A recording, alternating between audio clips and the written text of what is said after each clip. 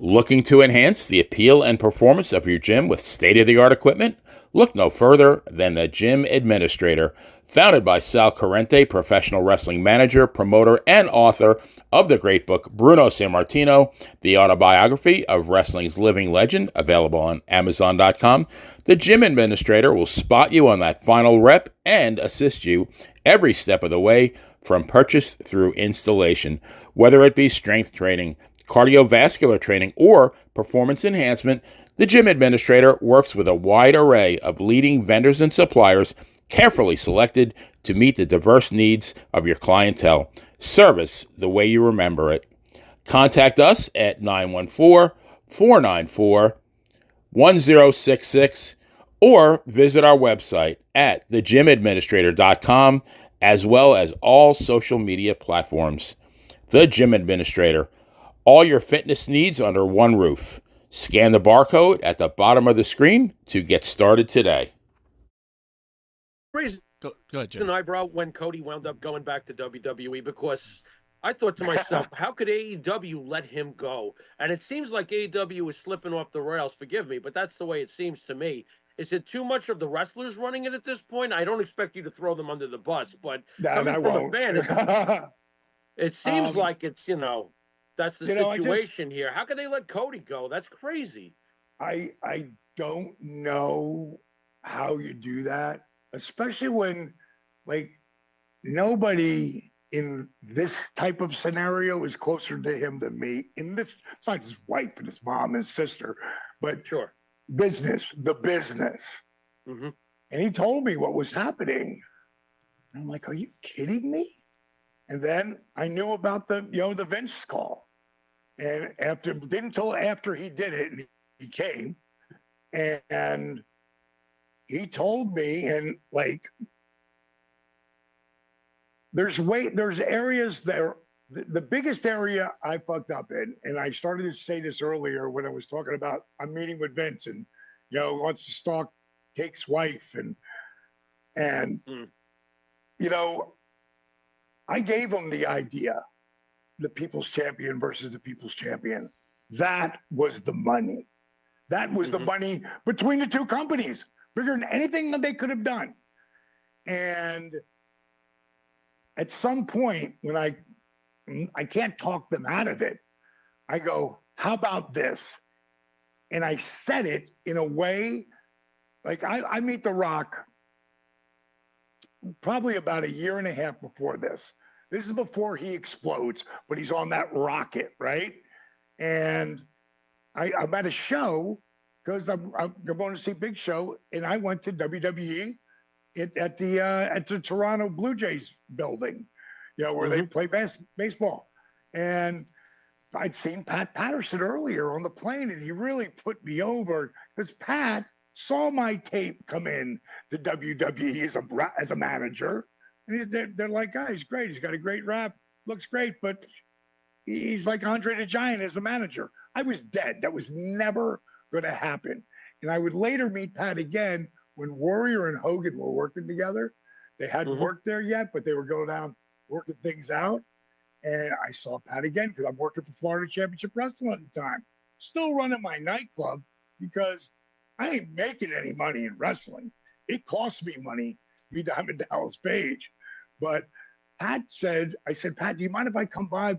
I raised Big Show in this business. I mean, I got him ready for Hogan. I was down the power plant. They weren't using me. So the reason why you saw me get better and better and better is because I was teaching and teaching and teaching. And as I taught, I was learning how to, do this psychology. And I had Jake's ear. I had Dusty's ear. And as I said to him, as I was getting, do you care if I come by? Because none of the boys went to either companies, unless they were looking for a job, and I wasn't looking for a job. I just signed a multi-million-dollar 3-year deal. And I did come by, and they rushed me right up the Big Show's suite. And he was the first intermission main event as a champ. And ain't nobody following The Rock at that point, where he's going to. And so when Show got up there, I said, let's stick around. I want to watch The Rock. I've never seen him in a house show. I want to see what this is like. go downstairs. We're getting ready to leave. Big Show goes, "Hey, Rock, you in here?" He goes, "Yeah." He goes, "Oh, great. I got some huge mark who's dying to meet you." And I said, "I don't want to meet you unless you're naked and you're all sudsed up like the Michelin Man." And, when you hear someone's voice, somewhere where you don't expect it, but you know that voice, but you don't. Not here. And I swear to you, Rock stuck his head around the corner and he was full of suds. Like the Michelin Man, he was all suds up. and he goes, "Oh, Diamond. Oh, I'll be out in a minute." I'm like, "Take your time, bro." And when he came out, I told him that Jake was booking when he came in. And it's in '96, right? And he called me and he said, "Wait till you see this guy, Rocky Maivia." Bro, he's like, "I don't know if I want to fight him or fuck him." Wow. Wow. And fucking Rock popped. And he said, "That sounds like something Jake would say." Unbelievable. I said, he told me you were going to be one of the biggest names in the business. He told me that Steve Austin, when he was the ring bearer, because what he saw in ECW was going to be one of the biggest stars in the business.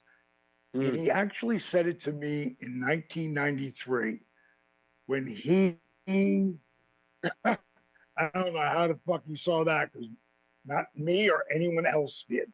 But he told me, "I just keep doing what I'm doing." Did you tell him, like, did you say you're crazy, that I don't see it at all, or? It was said it came out of a phone call that he was getting me booked, because Jake would get him. You have to understand, Jake had called me after I was like, he heard about 2 months out of my surgery. And I just needed another 2 more months or so to get ready, but I'm not going to come back to WCW because I've lost that job. That I know. And I'm going to work the independents and I'm going to figure out, never thinking that Jake's going to call me, even though we drove him around, me and Kevin Nash. We drove. I did find a picture over here. I just saw this picture. Let me pull this up. It's like, what do you call it? Show and tell. Where the hell that picture is? Of me and Nash. I can't find it now. It's underneath the Watergate photos. That's pretty funny. I just had that damn picture. Look at all of these pictures, Mike. He's got like 8,000. I know, man. It's like, my God. Like crazy. I had a picture of me and Nash as Vinny Vegas, Diamond Dallas Page, and Scotty Bingo Flamingo. Scotty Raven. And but me and Nash used to drive Jake to the shows, because remember when he was in WCW for like 3 months? Right. When he came with that leather jacket, right? He came in out of nowhere. Right. And he came down to the power plant. And if I wasn't on the road, I was in the power plant. That's the predecessor to what is today the Performance Center down there in Florida. And I hear Page. And back then, everybody knew me as Page J. Because my dad was Page 1, and I ain't being Page 2 to anybody. And my dad would be around the club because he liked the cocktail and liked the ladies and blah, blah, blah. But I hear Page, and I turn around, I see Jake. I go, "Jake." He's like, "Fuck, man." He goes, "I thought that was you, but I had no idea." Like, he had no idea. I never talked about working. He came into my club 2 or 3 times. And then we ended up, me and Kev were tagging together at that time. And, we'd drive. We'd get the car. Jake would sit in the back, drink beer. And so when I hurt my shoulder, Jake had called me to see how I was doing. And he told me him and Cheryl had broken up. And he was living in a hotel. And like, where most people, you're living in a hotel, like, oh man, that's rough. But we lived in hotels. Like Right. 25 nights a month, we're living in a fucking hotel, right? So, but I was still only in the business for like 2 years at that point. So I didn't really feel that like you would if you were Jay, because like, I'm at the Marriott, I'm good. Right. And I went to go see him, and before I left, I asked Kimberly if he would mind if Jake stayed downstairs, in our bedroom. We got downstairs, and until he finds a place to live. And I said, honey, I said he could really help me, and I really believe I can help him. Because I could see where Jake was at that point, and I didn't know how bad, but I knew I could help him. And because I've been this motherfucker my whole life, like the guy who's helping different people my whole life.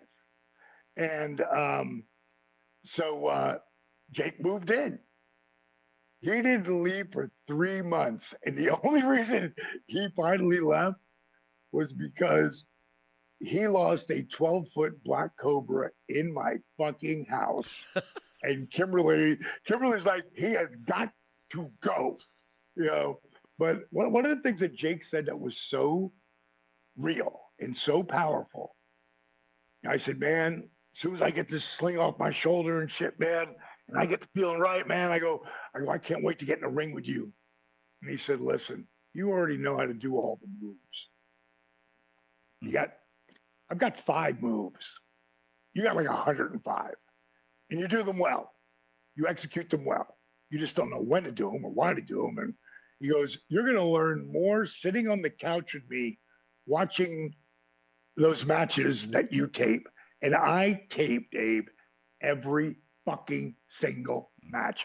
And I'm so bummed, not bummed, but oh man, if I had that, I had Austin doing color. I had Raven and Nash, Regal. I had some of the, and they would bust my balls so bad, on the tape behind me, because they would do color for, we used to have such a good time. We're doing 3 in a room. Someone's got the cot, which is normally me, and we'd be drinking beers and watching the matches back from that night. And that was a huge learning curve. But to be able to take those, when Jake was gone and he got back with Cheryl, which unbelievable, he's back with Cheryl again. And they are so in love because Jake is finally the guy that Cheryl dreamed he could be. And he's been sober for over 10 years now, bro. So like Jake, this Jake I've gotten to know over the last 8 years has been pretty amazing. And a brother for life. But he'd be back with Cheryl, and I would drive out to Lawrence, Georgia, and play my matches for him. And some of it was decent, and most of it was like, what the fuck was that? Like, why would you do that? And he'd make me figure it out. Then the day I took a diamond cutter on an enhancement guy out of nowhere, he smiled, took him a cigarette, and went, now you're getting it. And that was the beginning of where I was going to be. And having him and Dusty in my ear at different points was so pivotal. And especially Dusty when it came to vision, like visionary shit. Right. And, seeing it.